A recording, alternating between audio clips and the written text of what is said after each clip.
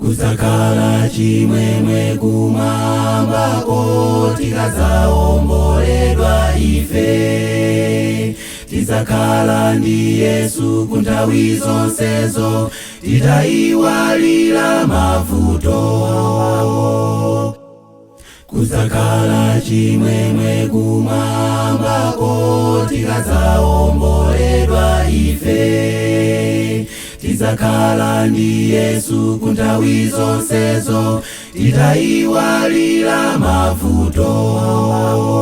Chimwemwe kumwambako kopanda zolemetsa, ndipo Yesu mpulumutsi azakhala nafe nazativeka tukolona.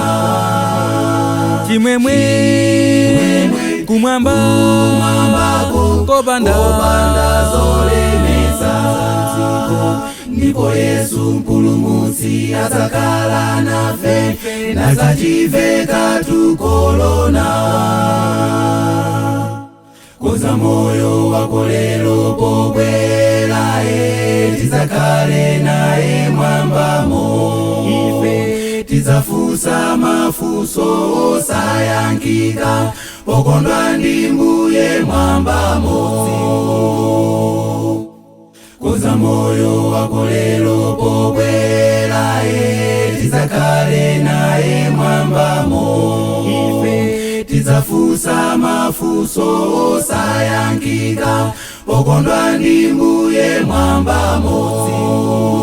Chimwemwe kumwambako kopanda zolemetsa, ndipo Yesu mpulumutsi azakhala nafe nazativeka tukolona. Chimwemwe kumwambako kopanda zolemetsa, ndipo Yesu mpulumutsi azakhala nafe nazativeka tukolona. Chimwemwe kumwambako kopanda zolemetsa, ndipo Yesu mpulumutsi azakhala nafe nazativeka tukolona.